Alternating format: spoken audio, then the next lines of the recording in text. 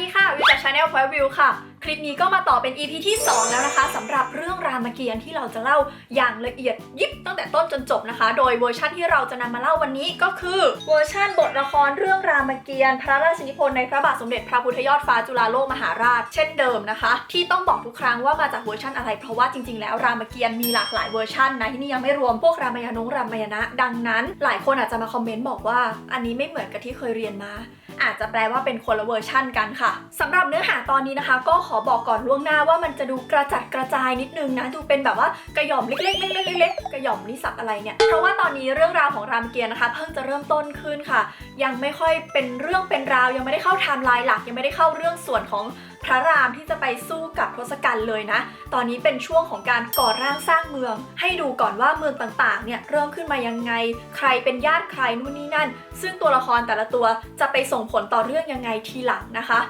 ะเหมือนแบบปูพื้นฐานว่างั้นเถอะนะแอบบอกนิดนึงนะคะว่าสิ่งที่จะเล่าต่อไปนี้อาจจะเล่าค่อนข้างละเอียดแต่ว่าจะไม่ได้เรียงตามในหนังสือ 100% คือจะมีการเรียงสลับก้อนกันไปบ้างเล็กๆน้อยๆเพราะว่าแต่ละก้อนเนี่ยบางทีมันพูดสลับไปสลับมาสลับไปสลับมาทำให้เรื่องมันอาจจะงงแล้วก็สับสนได้เวลาย่อความมาค่ะดังนั้นถ้าอยากรู้ว่ามันเรียงจริงๆยังไงแนะนำให้ไปอ่านเล่มเต็มนะคะจากคลิปที่แล้วเราก็รู้เรื่องการสร้างเมืองอยุธยาไปแล้วใช่ไหมคะคลิปนี้เรามาดูฝั่งเมืองลงกาก่อนดีกว่าค่ะว่าต้นตระกูลของทศกัณฐ์เนี่ยเป็นมายังไงอะไรยังไงบ้างนะคะถ้าพร้อมแล้วก็ไปฟังกันเลยค่ะ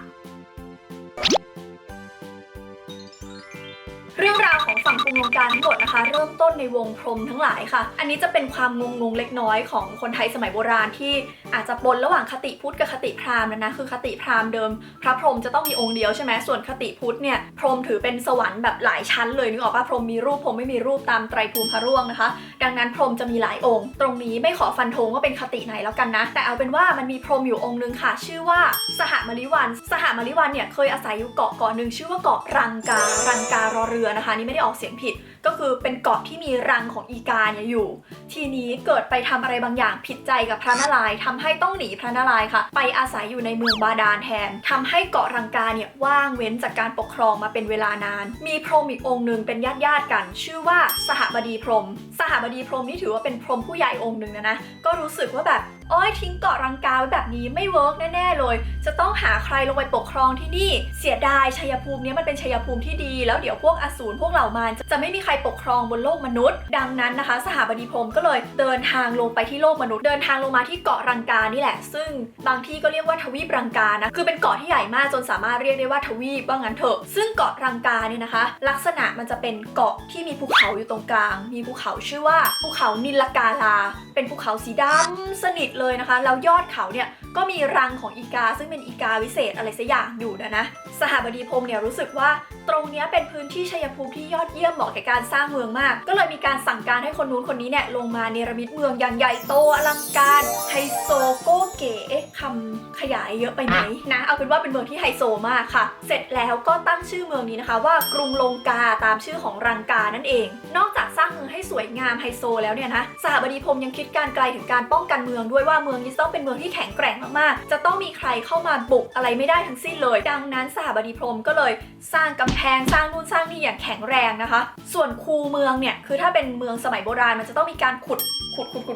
คูเมืองคือขุดเหมือนแม่น้ำล้อมรอบเมืองไว้ใช่ไหมเพื่อเวลาข้าศึกยกข้ามมาจะได้ยกข้ามมายากนิดนึงเมืองลงกาเนี่ยพิเศษคือมันเป็นเกาะอยู่แล้วใช้มหาสมุทรนี่แหละเป็นคูเมืองเลยสหบดีพรหมนะคะก็ทำให้เมืองนี้พิเศษขึ้นไปโดยการไปหาพันธุ์ปลาแปลกๆที่แบบเป็นปลาที่โหดเป็นปลาที่แบบใครลงไปงับหัวขาดอาจจะเป็นปลาปิรันย่าหรืออะไรก็ว่ากันไปเอามาปล่อยในมหาสมุทรรอบเมืองเต็มไปหมดเลยเพื่อให้ดูแลรักษาเมืองนะคะนอกจากนี้ก็ให้นางยักษ์ผีเสื้อสมุทรคนละผีเสื้อสมุทรกับพระอภัยมณีนะผีเสื้อเนี่ยถือเป็นเชื้อชาติหนึ่งเป็นเชื้อชาติของอสูรเชื้อชาติหนึ่งแล้วกันนะให้นางยักษ์ผีเสื้อซึ่งอยู่ในน้ำก็เลยเรียกว่าผีเสื้อสมุทรเนี่ยมาคอยป้องกันเมืองอีกตนหนึ่งก็คืออยู่ในน้ำนั่นแหละถ้าใครจะบุกฆ่าเมืองมานางผีเสื้อจัดการแน่นอนนะคะเท่านั้นยังไม่พอสหบดีพรหมยังสั่งให้ยักษ์อีกตนหนึ่งชื่อว่าฤทธิกันเนี่ยเหาะอยู่ในอากาศพาไพร่พลแบบเยอะมากนะคะเหาะไปเหาะมาข้ามเมืองตลอดเวลาเหมือนกองทัพโดรนคอยป้องกันเมืองจากทางอากาศเอาเป็นว่าบุกทางน้ำก็ไม่รอดบุกทางบกก็ไม่ได้เพราะว่าอยู่กลางน้ำส่วนบุกทางอากาศก็ไม่รอดเพราะมีคนเหาะไปเหาะมาอยู่ถือว่าเป็นเมืองที่มีการป้องกันอย่างดีเยี่ยมนะเสร็จแล้วสหบดีพรหมเนี่ยก็ไปเกณฑ์พวกยักษ์พวกมารพวกอสูรต่างๆมาเป็นพลเมืองในเมืองค่ะเอามาเป็นเสนาบดีมาเป็นอำมาตย์นู่นนี่นั่น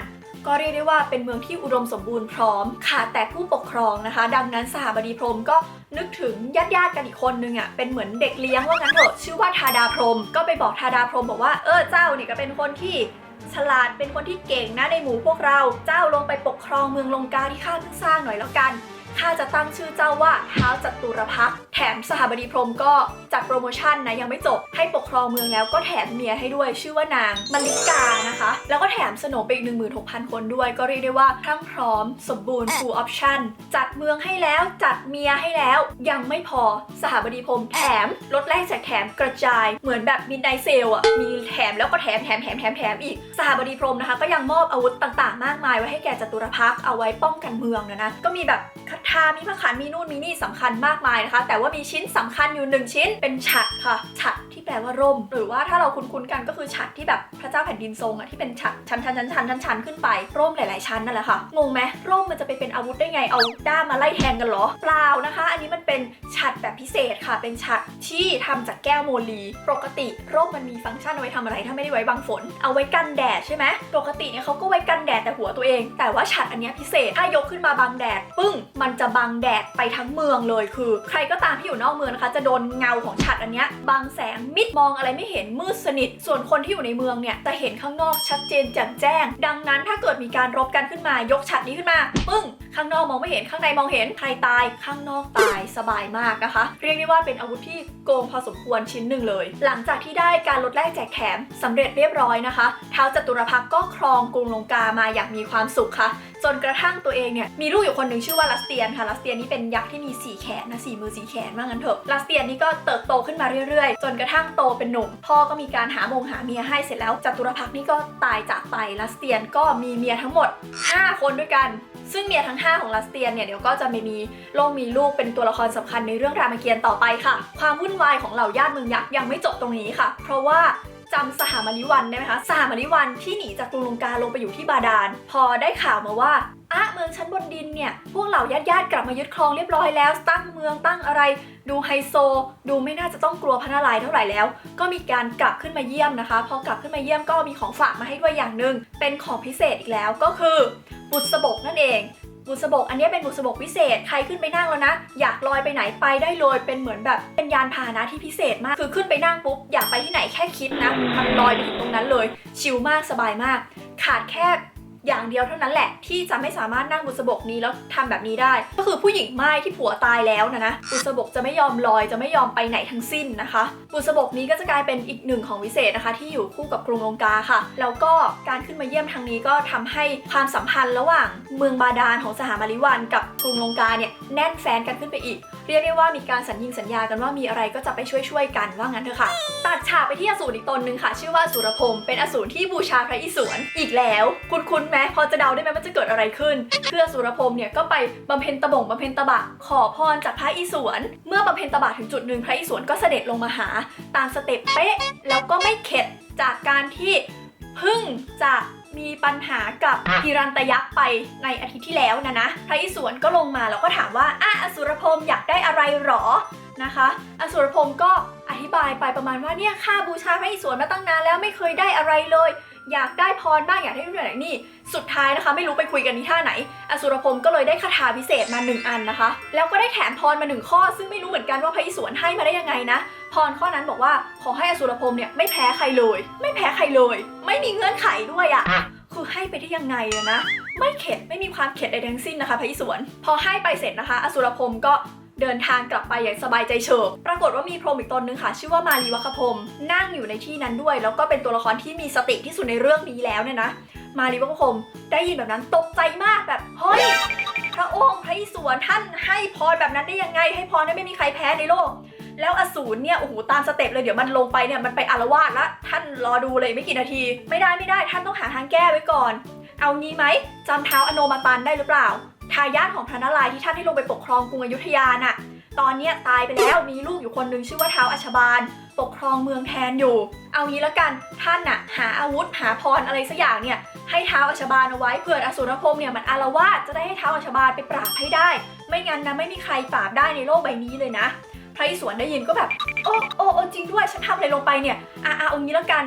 ฉันเสกพระขันพิเศษขึ้นมาอันหนึ่งมารีวัคพรหมเอาพระขันนี้นะลงไปให้ท้าวอัชบาลแล้วก็เอาพรของเราไปให้ท้าวอัชบาลด้วยบอกว่าให้ท้าวอัชบาลนะไม่แพ้ใครเลยบนโลกแล้วก็ขอให้ชนะอีอสุรพรหมด้วยก็ให้พรทับกันไปประมาณนี้เป็นข้อยกเว้นไปเลยซึ่งก็ถือเป็นโชคดีนะที่ท้าวอัชบาลเป็นทายาทของพระนารายณ์แล้วก็เป็นคนดีถ้าเป็นคนไม่ดีเดี๋ยวพระอิศวรก็คงต้องไปหาคนที่3หาคนที่4แล้วก็ให้พรให้ชนะท้าวอัชบาลให้ชนะเป็นทอดๆนะก็ไม่รู้เหมือนกันว่าทำไปเพื่ออะไรนะคะแต่เอาเป็นว่าพระอิศวรก็ประทานไปแบบนี้ฝั่งมารีวัคพรหมนะคะรับพระขันแล้วก็รับพรเนี่ยแล้วก็เหาะลงไปเป็นเหมือนบุรุษไปรษณีย์นะเหาะลงไปหาท้าวอัชบาลที่กรุงศรีอยุธยาแล้วก็มีการพูดคุยกันประมาณว่าเฮ้ยนายสวัสดีเราเป็นผู้ส่งสารจากพระอิศวรเอาพรมาให้นายนะถ้าสมมุติว่ามีอสุรพรหมมันอาละวาดนายเป็นคนปราบนะก็มีการคุยกันเม้ามอยต่างๆนานาทำให้2คนนี้ค่ะสนิทกันแล้วก็สาบานเป็นเพื่อนรักกันตั้งแต่วันนั้นเป็นต้นมานะคะเวลาผ่านไปไม่นานคิดว่าเกิดอะไรขึ้นเดาไม่น่ายากอสุรพรหมค่ะที่ได้รับพรไปเนี่ยก็เกิดอาละวาดขึ้นมาใหญ่โตนะอาละวาด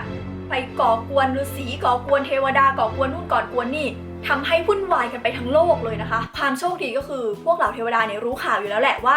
พระอิศวรประทานพระขันให้ท้าวอัชบาลเอาไว้ประมาณว่าถ้ามีเรื่องเมื่อไหร่ให้ไปหาคนนี้ซึ่งก็ไม่รู้เหมือนกันว่าทำไมอสุรพรหมถึงไม่ได้ข่าวอยู่คนเดียวในโลกนะแต่เอาเป็นว่าเหล่าเทวดาฤาษีคนทันต่างๆนานาก็วิ่งกันไปที่กรุงศรีอยุธยาค่ะแล้วก็ไปฟ้องท้าวอัชบาลบอกว่าท้าวอัชบาลแย่แล้วนี่อสุรพรหมมันอาละวาดแล้วนะช่วยกรุณาไปปราบหน่อยตามหน้าที่นะคะท้าวอัชบาลก็เลยออกเดินทางไปปราบอสุรพรหมค่ะก็ไปถึงก็มีการท้าทายกันต่างๆนานาอสุรพรหมก็แบบ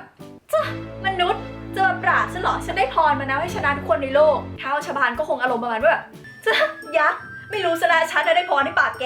ว่าแล้วนะคะก็มีการต่อสู้กันต่างๆสู้ไปสู้มาท้าวอัชบาลก็สามารถเอาพระขันเนี่ยฟันคาถาของอสุรพรหมหักเป็น2ท่อนแล้วก็หลังจากปราบอสุรพรหมเสร็จเรียบร้อยแล้วนะคะท้าวอัชบาลก็ตัดหัวอสุรพรหมติดกับเมืองมาด้วยเป็นซิวเนียเป็นเหมือนของฝากนะกลับมาถึงสวนที่เมืองก็เอาหัวไปปักไว้ตรงนั้นแล้วก็สาปไว้บอกว่า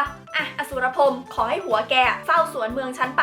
เรื่อยๆแล้วกันด้วยวาจาสิทธิ์ของท้าวอัชบาลนะคะหัวของอสุรพรหมก็เลยเฝ้าสวนกรุงศรีอยุธยาตั้งแต่บัดนั้นเป็นต้นมาค่ะตัดฉากมาที่มารีวราชนะคะหลังจากเรื่องราวทั้งหลายจบลงอย่างมีความสุขเนี่ยมารีวราชก็ปฏิบัติตนเป็นคนดีต่อมาเรื่อยๆอยู่สักระยะเวลาหนึ่งจนกระทั่งในที่สุดก็รู้สึกว่าฉันอยากไปบำเพ็ญตบะอยู่ที่อื่นแล้วก็เลยเดินทางไปหาพระอิศวรนะคะแล้วบอกว่าข้าจะขอลาไปบำเพ็ญตบะแล้วแต่ว่าก่อนไปขอพรท่านข้อหนึ่งได้ไหมขอพรอีกแล้วคิดว่าพระอิศวรให้ไหมให้นะคะโชคดีเหมือนกันที่เคสนี้ท้าวมารีวราชเป็นคนดีนะพรที่ให้ก็คือบอกว่าขอให้เป็นคนที่มีวาจาสิทธิ์พูดอะไรก็ให้ได้อย่างนั้นนะคะซึ่งท้าวมารีวราชนี่ก็มีการไปเยี่ยมเมืองลงกาเหมือนกันนะเพราะว่าถ้านับจริงๆก็เป็นญาติกันถือว่าเป็นลุงของท้าวลัสเตียนที่ปกครองกรุงลงกาอยู่นะก็มีการไปเยี่ยมไปให้พรอะไรกันแต่ก็ไม่ได้เกี่ยวพันอะไรกันมากท่อนนี้เหมือนมีไว้ให้รู้ว่าสนิทกันทั้ง2เมืองนะจ๊ะเหมือนมาอัปเดตให้ฟังว่าฝั่งกรุงลงกาเกิดอะไรขึ้นแล้วก็ฝั่งอยุธยาเกิดอะไรขึ้นค่ะถ้าใครชื่นชอบคลิปนี้นะคะก็อย่าลืมกดไลค์เป็นกำลังใจให้วิวค่ะแล้วก็กดแชร์เพื่อชวนเพื่อนๆมาดูด้วยกันนะคะไม่อยากพลาดคลิปวิดีโอใหม่ๆโดยเฉพาะตอนหน้าที่จะมาอาทิตย์หน้านะคะก็อย่าลืมกดปุ่ม subscribe ค่ะ subscribe เสร็จแล้วกดปุ่มกระดิ่งเล็กๆด้วยนะคะมันจะได้แจ้งเตือนทุกครั้งเลยที่อัพคลิปใหม่ค่ะแล้วพบกันใหม่โอกาสหน้านะคะบ๊ายบายสวัสดีค่ะพระอิศวรนี้ก็มีความแจกหนักแจกจริงนะชอบแจกพรเดี๋ยว